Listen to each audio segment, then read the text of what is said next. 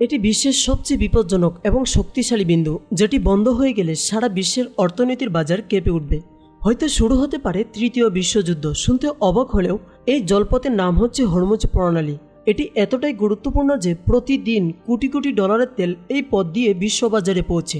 বিশ্বের 1/3 বেশি তেল সমুদ্রপথে সরবরাহ করা হয়। 30 মাইলের এই ছোট্ট এলাকাটি নিয়ন্ত্রণ করা মানে পুরো বিশ্বকে শাসন করা, এবং এটিকে অবরুদ্ধ করা মানে পুরো পৃথিবীকে ধ্বংস করা। প্রতিদিন হাজার হাজার জাহাজ এই মহাসাগরগুলো দিয়ে অতিক্রম করে। এই মহাসাগরগুলি অতিক্রম করা সহজ কাজ নয়। এই মহাসাগরগুলিতে এমন কিছু প্রণালী বা চোক পয়েন্ট রয়েছে, যদি কোনো কারণে এটি অবরুদ্ধ হয়ে যায় তাহলে পুরো বিশ্বের অর্থনীতি কেঁপে উঠবে। 2021 সালে এমনটাই ঘটেছিল।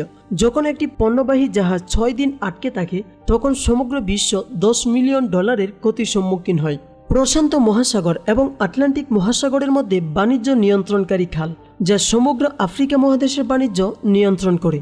আর এখানে চোখ রাখে বিশ্বের শক্তিধর সব দেশ: যুক্তরাষ্ট্র, ইরান, চীন, রাশিয়া। তো চলুন হরমুজ প্রণালীর বিস্তারিত আজকের ভিডিওতেই জেনে আসি। হরমুজ প্রণালী এত গুরুত্বপূর্ণ হওয়ার প্রথম কারণটি হচ্ছে বাণিজ্যিক পৃথিবীর প্রায় 70% সমুদ্র হওয়ার কারণে এক মহাদেশ থেকে আরেক মহাদেশে পণ্য পরিবহনের জন্য সমুদ্রপথ ব্যবহার হয়। এটি একমাত্র পথ এবং এখান থেকেই সমস্ত জাহাজ ছেড়ে যায় এবং সারা বিশ্বে ভ্রমণ করে। আকাশপথে এটি সম্ভব হলেও পণ্যের ওজন বেশি হওয়ায় সেটি অনেক ব্যয় হয়ে দাঁড়ায়, যার কারণে বিশ্বের 80% বাণিজ্য সমুদ্রপথে বহন করে। স্বাভাবিক পরিস্থিতিতে প্রতিদিন প্রায় 50,000 পণ্যবাহী জাহাজ পৃথিবীর সমুদ্রপথে প্রায় 60 লাখ টন পণ্য পরিবহন করে। পারস্য উপসাগর এতটা তাৎপর্যপূর্ণ হওয়ার কারণ, পারস্য উপসাগরের তীরে যে দেশগুলো অবস্থিত সেগুলো হচ্ছে ইরান, ইরাক, কুয়েত, সৌদি আরব, বাহরাইন, কাতার, সংযুক্ত আরব আমিরাত এবং ওমান। এর মধ্যে বাহরাইন, কাতার, ইরাক ও কুয়েত পারস্য উপসাগর ছাড়া আর কোনো সমুদ্র উপকূল নেই। এটাই একমাত্র পথ। এই পথ ব্যতীত পারস্য উপসাগর থেকে সমুদ্র পথে এই দেশগুলো বিশ্বের সাথে যোগাযোগের আর কোনো পথ নেই। একবার ভাবুন তো, যদি এই প্রণালী বন্ধ করে দেওয়া হয় তাহলে আমাদের বিশ্ববাজার কোথায় গিয়ে পৌঁছাবে? সেখানে প্রতিটি পণ্যের দাম আকাশ সমান বেড়ে যাবে। যেখানে প্রতিদিন কোটি কোটি ডলারের তেল বেশিরভাগই মধ্যপ্রাচ্য থেকে আসে। এখন যদি আপনি মধ্যপ্রাচ্য দেশ সম্পর্কে কিছু জানেন, তাহলে অবশ্যই জানা উচিত যে মধ্যপ্রাচ্য দেশগুলোর পরিচয় হলো তার তেল। এই তেল এখন আমাদের বিশ্বের সবচেয়ে বড় শক্তির উৎস।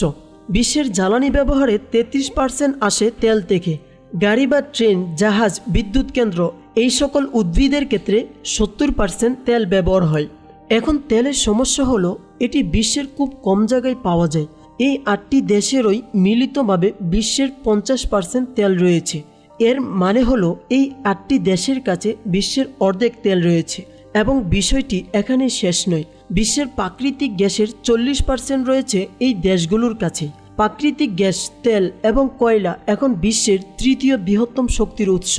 আমরা বলতে পারি যে সমগ্র পারস্য উপসাগরের তেল এবং প্রাকৃতিক গ্যাসের এত মজুদ রয়েছে যে আমাদের পুরো গ্রহে সম্ভবত এর মতো আর কোথাও নেই।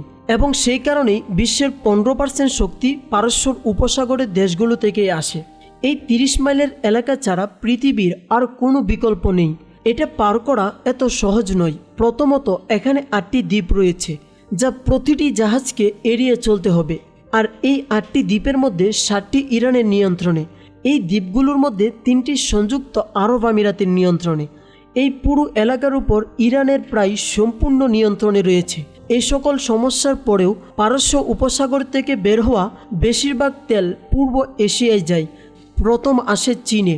চীন বিশ্বের দ্বিতীয় বৃহত্তম অর্থনীতি এবং সবচেয়ে বেশি তেল আমদানি করে। চীনের মোট পেট্রোলিয়াম আমদানি প্রায় 45% এই হরমুজ প্রণালী দিয়েই যায়। জাপান বিশ্বের তৃতীয় বৃহত্তম অর্থনীতি, যা 100% জ্বালানি আমদানি করে। প্রায় 80% আসে এই হরমুজ প্রণালী দিয়ে। বিশ্বের ষষ্ঠ বৃহত্তম অর্থনীতি দেশ ভারত, যা 70% তেল এবং 50% গ্যাস এই পারস্য উপসাগরের দেশগুলো থেকে এই হরমুজ প্রণালী দিয়েই আমদানি করা হয়। বিশ্বের দ্বিতীয়, তৃতীয়, ষষ্ঠ এবং দশম অর্থনীতি সম্পূর্ণরূপে ভেঙে পড়বে যদি এই 8টি দেশের আয়ের উৎস শেষ হয়ে যায়। ফলস্বরূপ সমগ্র বিশ্ব একটি বিশাল অর্থনৈতিক সংকট আঘাত হানবে।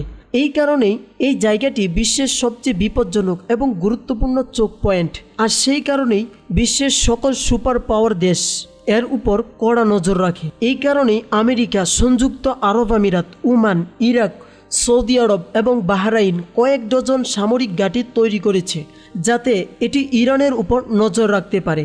অন্যদিকে যুদ্ধের ক্ষেত্রে ইরান ইতিমধ্যে বেশ কয়েকবার এই প্রণালী বন্ধ করে দেওয়ার হুমকি দিয়েছে, এবং যদি এটি ঘটে তাহলে বিশ্বব্যাপী বিপর্যস্ত হবে তা নয়, বরং তৃতীয় বিশ্বযুদ্ধ শুরু হওয়ার সম্ভাবনা খুবই বেশি।